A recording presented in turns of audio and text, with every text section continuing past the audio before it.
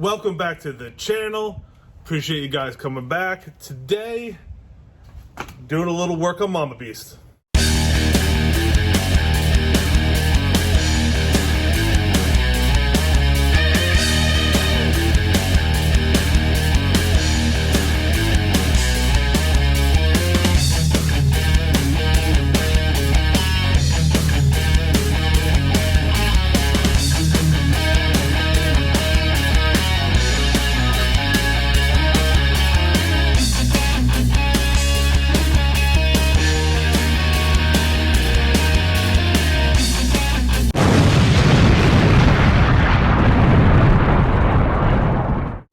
So today we will be installing the Genesis Off-Road dual battery kit. Since we did the full custom system in there, we really strained the electrical system with a single battery setup. You start seeing dimming of the lights, dimming of the interior lights every time the base hits really hard. We knew we had to do another battery, so that's what we have. I got it in the other day. It originally was meant for a Christmas present. However, this battery took a crap.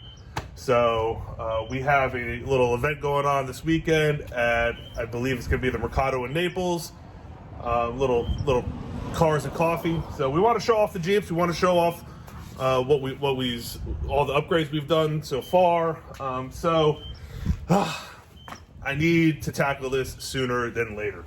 So first, start off, I need to take that old battery out. I need to go to AutoZone and pick up some 2 Group 34 batteries. That's what is required for the Genesis Off-Road dual battery setup.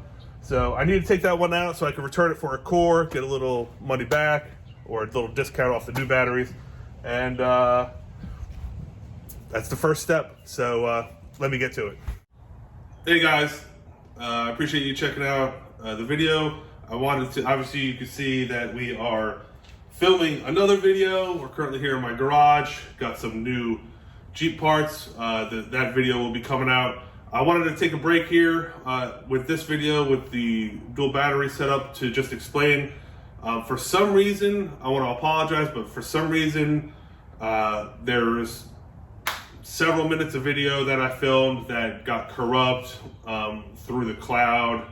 I really don't know what happened. I could watch it on my phone, but for some reason I just can't download it and I can't edit it. So I want to apologize for that. Basically, I just went over each part of the system and gave my opinion on it. But that won't take away from the video itself. So hopefully you enjoy the video. I appreciate you guys sticking around and look for the next video. We'll go over exactly how I came into contact with this company and these parts and my trials and tribulations on getting these parts. That's a whole nother long story. But if you haven't already, hit that subscribe button and let's get back to the video.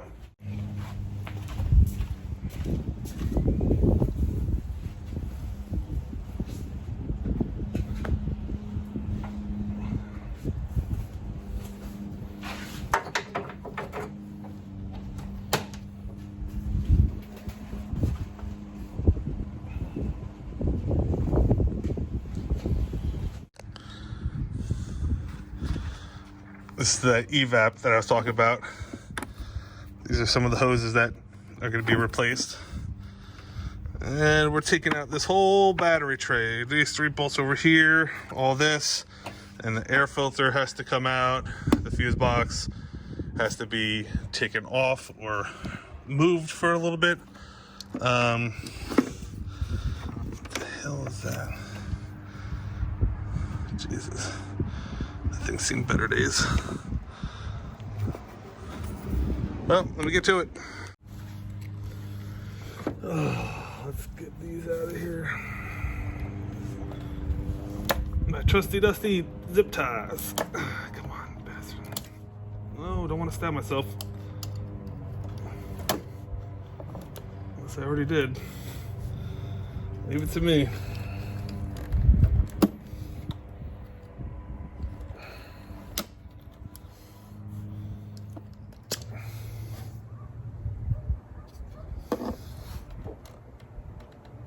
Yeah, it's definitely, I know that smell.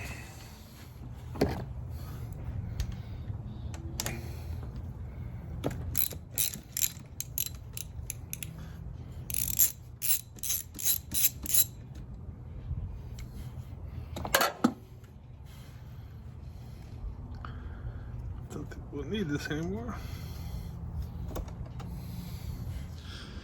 So, as you can see, I got the air box out, the fuse panel set off to the side.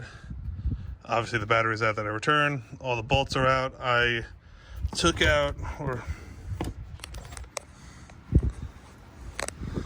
I popped these out, and you can see how the whole tray is ready to come out. So I'm gonna pop that one out, and then the new one goes in, and I start hooking everything back up. All right, so this is the part I don't really like because it involves cutting, and you need the air filter base, which is this side, so we have to cut it off.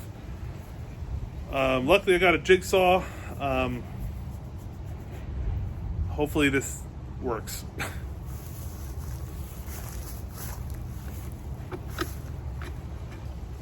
If I can figure it out.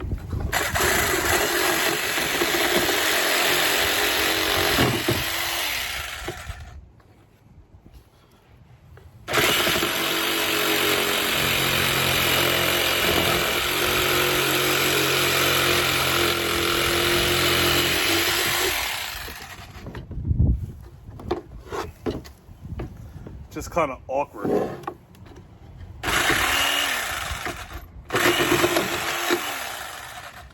Maybe if you have a Dremel, it'd be a little bit easier, but I don't have one of those. So we're gangsta styling.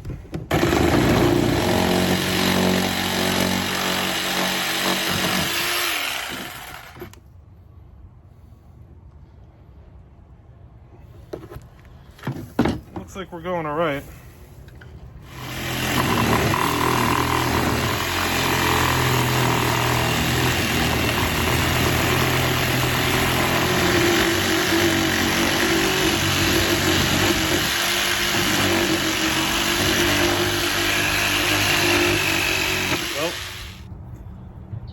I think it might be successful. So I'm just gonna clean this up. You don't need these, so I'm probably just gonna buzz them off, and I guess it wasn't that too much of a pain.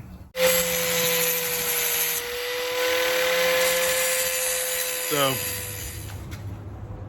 obviously you just saw me grinding some stuff down. A few bolts. It's the 3 bolts that are right on the firewall. They're sticking out. Genesis suggests grinding them down or cutting them down so they don't so it doesn't run the risk of puncturing the battery. Obviously there's a few safety protocols that I would suggest to everybody. Don't follow like my dumbass, especially, you know me, having a little brewski. But wear some eye protection. I was doing my best to, I should have put it on, but doing my best to monitor that and making sure that the sparks were not going near my face. So just take your time. This whole kit each step has actually been very, very simple. Not difficult. Doesn't really need or require some, you know, ASE certified mechanic that has all this, you know, experience doing this stuff. The general Jeep owner can do it. But if you are like me and very minimal mechanically inclined, compared to ASE certified mechanics, just take your time. Take your time with every step, and you'll get through with it. Ran into a little issue with the evaporator solenoid. Try to use the term that Genesis uses. It's a little. Really don't like how it fits. You're kind of like really trying to force it in there, trying not to kink any of the hoses that go to it. That's maybe the only really thing that I kind of was iffy about. Everything else went back together fairly easy. So now I'm at the point installing the batteries, putting the smart solenoid on there from Genesis, and rewiring some of what we have going on here. Now, we do have aftermarket accessories. We have a complete custom SCAR audio stereo system. We have a winch. We have the Quake LED headlights, which we will probably be replacing. That would be a whole nother video. But they do have the RGB lights that you could get on your phone and do all that crazy stuff that Mario likes. All the flashing lights and stuff, different colors. So we do have accessories already attached. We don't have an S-Pod. I would love to get an S-Pod. It's just not in the cards right yet. But Mr. and Mrs. Overlander, I talked to them a lot, and they suggest aux beam. At Jeep Beach, when we were hanging out with them at their booth, I kind of ran away from Ronerac to go hang out with them a little bit. They showed me their aux beam.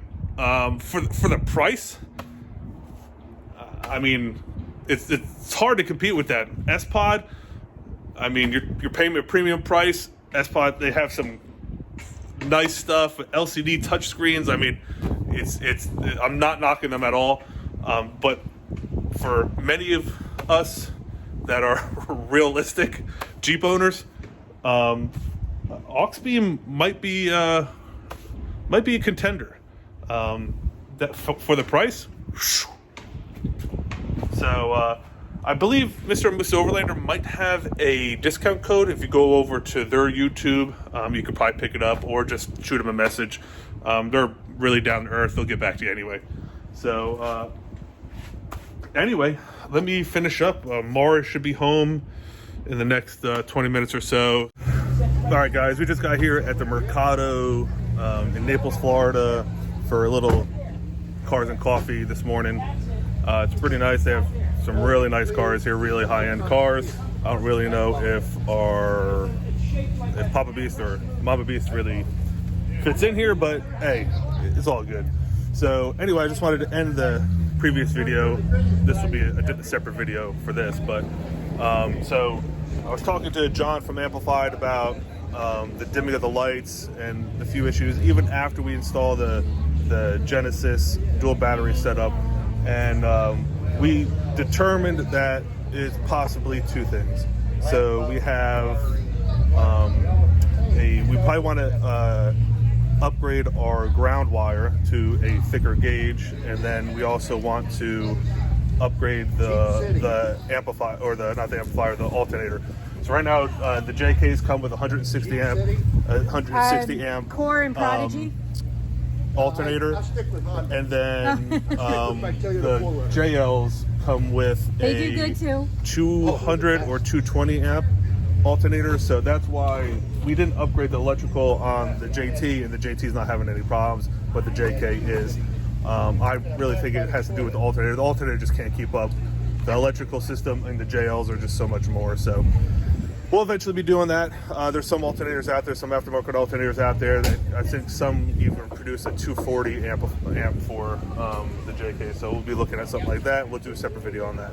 Appreciate you guys checking it out, and we'll see you out on the trail.